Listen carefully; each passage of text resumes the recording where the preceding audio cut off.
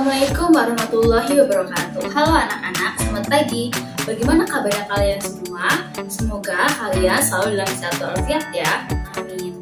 Baik anak-anak, jangan lupa untuk selalu menjaga kesehatan di era pandemi ini dengan selalu memakai masker, menjaga jarak dan jauhi kerumunan, dan selalu mencuci tangan setiap habis melakukan segala aktivitas di luar rumah. Halo teman-teman, sudah kenal virus corona belum? Ini yang namanya virus corona. Belakangan ini, kita sering dengar nama virus yang viral ini. Virus ini nama lainnya COVID-19.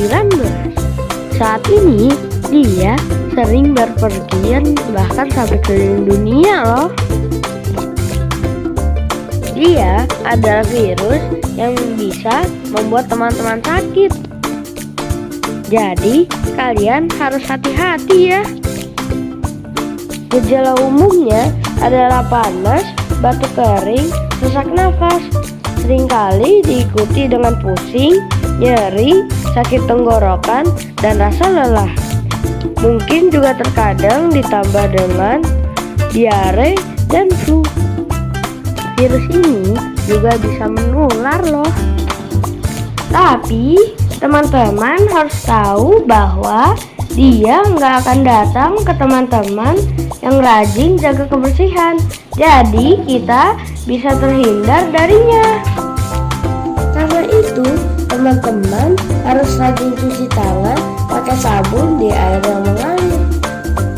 Teman-teman juga harus banyak makan makanan yang sehat seperti buah dan sayur. Istirahat yang cukup ya teman-teman, supaya virus corona mental.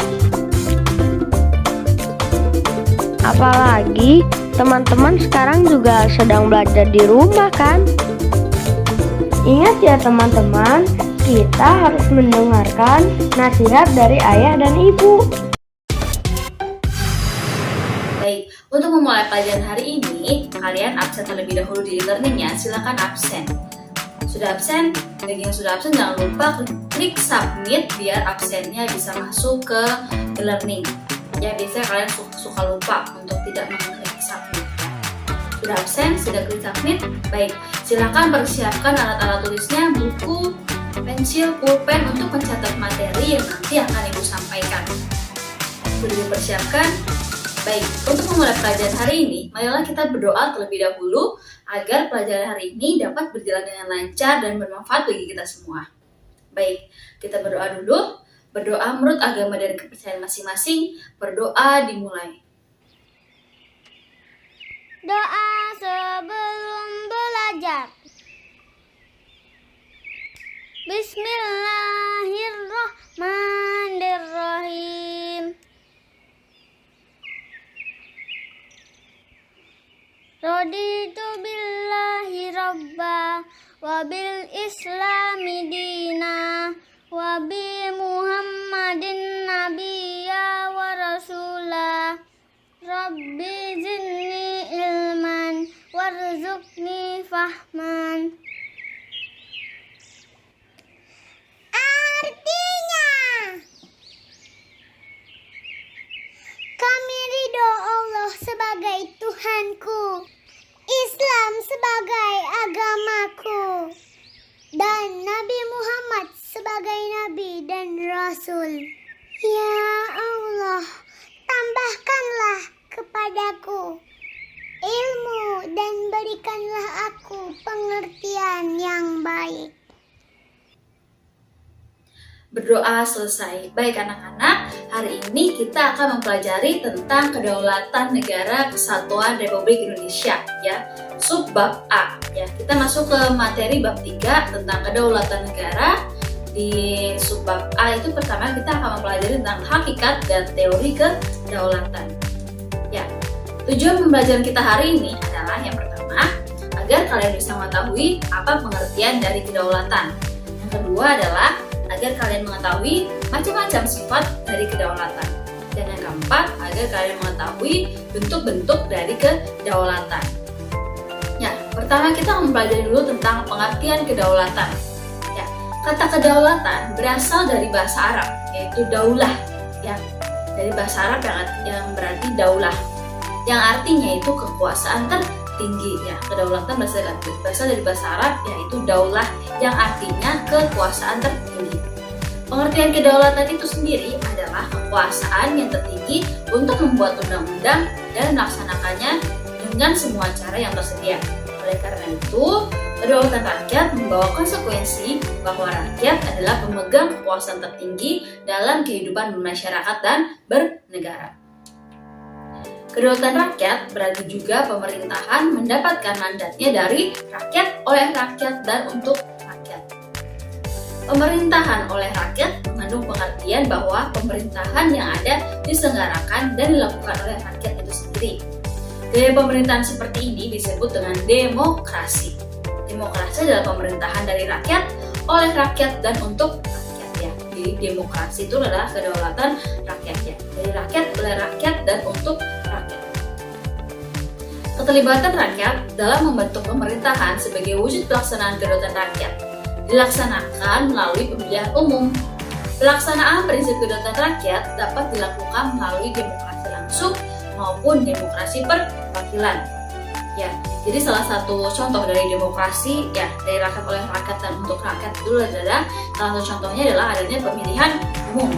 Ya, pelaksanaan kedaulatan rakyat dapat dilalui melalui demokrasi secara langsung maupun demokrasi secara tidak langsung. Apa itu demokrasi langsung? Demokrasi langsung bercirikan rakyat mengambil bagian secara pribadi dalam tindakan-tindakan dan pemberian suara untuk membahas serta mengesahkan undang-undang. Sementara demokrasi perwakilan, yaitu rakyat memilih warga lainnya untuk sebagai wakil dan duduk di lembaga perwakilan rakyat untuk membahas dan mengesahkan undang-undang itu. Jadi kalau secara langsung, contohnya kita memilih pemilihan umum, memilih presiden melalui pemilihan umum, itu contohnya. Demokrasi secara langsung dari rakyat, memilih langsung.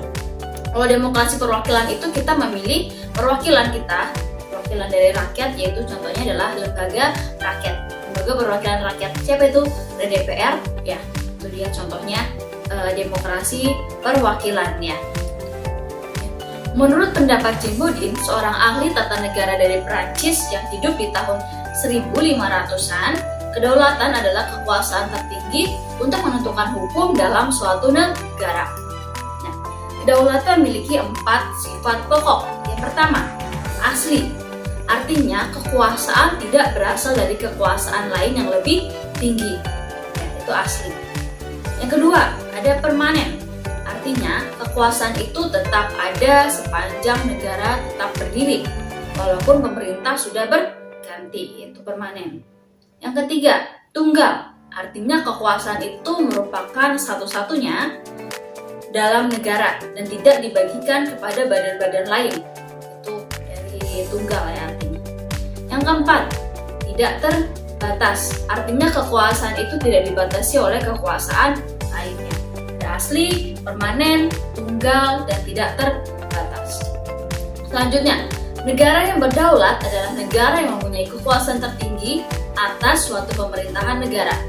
Perjuangan bangsa Indonesia untuk memperoleh suatu kedaulatan berhasil diraih titik puncaknya pada saat proklamasi kemerdekaan, yaitu tanggal 17 Agustus tahun 1945. Sejak saat itu, bangsa Indonesia adalah bangsa yang merdeka dan berdaulat, bangsa yang bebas untuk menentukan nasib bangsa itu sendiri, untuk mengatur pemerintahannya sendiri tanpa campur tangan dari negara penjajah ataupun negara lain.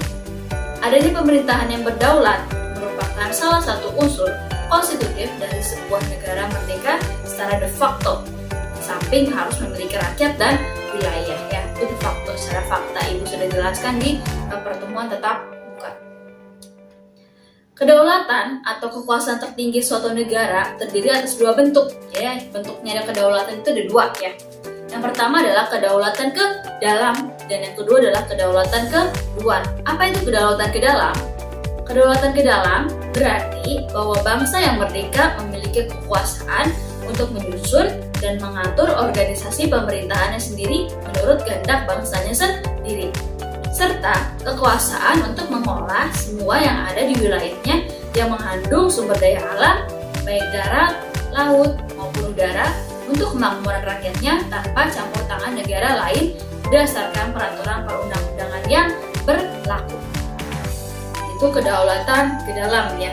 Jadi bangsanya itu memiliki kekuasaan untuk mengatur pemerintahannya sendiri, mengatur negaranya sendiri ya. Itu kekuasaan tertinggi pemerintah untuk mengatur negaranya sendiri, itu kedaulatan ke dalam. Kalau kedaulatan keluar itu apa? Kedaulatan keluar itu berarti mempunyai kekuasaan untuk berhubungan dan bekerja sama dengan bangsa lain tanpa keterkaitan oleh kekuasaan lain ya. Jadi kekuasaan sebuah negara itu untuk berhubungan atau bekerja sama dengan bangsa lain atau negara lain. Itu kedaulatan keluar ya, tanpa terikat dari kekuasaan lain. Contohnya adalah pelaksanaan kedaulatan keluar antara lain mengadakan perjanjian dengan negara lain ya, menyatakan perang atau perdamaian, terus ikut serta dalam organisasi internasional dan sebagainya. Itu adalah kedaulatan keluar ya. Tadi pengertian kedaulatan Ibu sampaikan lagi. Pengertian kedaulatan ya, kedaulatan berasal dari bahasa Arab ya, yaitu daulah, yang artinya kekuasaan tertinggi ya. Kedaulatan Indonesia itu berada di tangan rakyat ya, dan kita Indonesia menganut kedaulatan rakyat dengan mengadakan adanya sistem pemerintahan demokrasi, di mana rakyatnya itu pemerintahannya itu dari rakyat, oleh rakyat, dan untuk rakyat ya. Lalu Ibu sampaikan lagi tadi ada demokrasi secara langsung dan demokrasi perwakilan. Kalau demokrasi secara langsung yaitu kita memilih secara langsung siapa pemimpin kita, sedangkan kita memilih melalui pemilihan umum. Itu demokrasi secara langsung.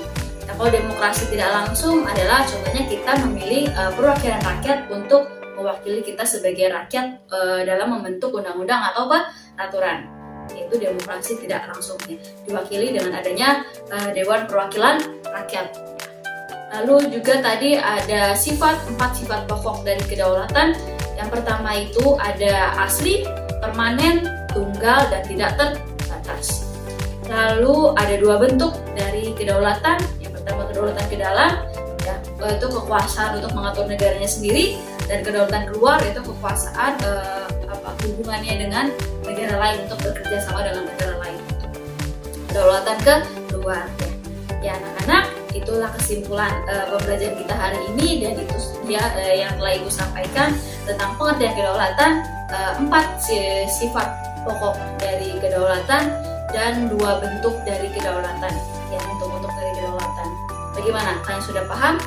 Kalau ada yang belum paham, silahkan kalian bisa tanya Ibu atau japri melalui WA atau tanya di grup, atau ketika bertatap muka langsung kalian bisa tanyakan ke Ibu secara langsung materi mana yang belum paham ya. Baik anak-anak, pelajaran hari ini telah selesai. Jangan lupa kalian mengerjakan soal evaluasi di e-learning ya. Kerjakan dari materi yang sudah Ibu sampaikan ini ya. Baik anak-anak, sekian pelajaran dari Ibu. Semoga pelajaran hari ini dapat bermanfaat bagi kalian semua. Kita berdoa terlebih dahulu ya. Berdoa menurut agama dan kepercayaan kita masing-masing. Berdoa dimulai. Berdoa selesai. Baik anak-anak, sekian dari Ibu. Kurang lebihnya mohon maaf. Assalamualaikum warahmatullahi wabarakatuh.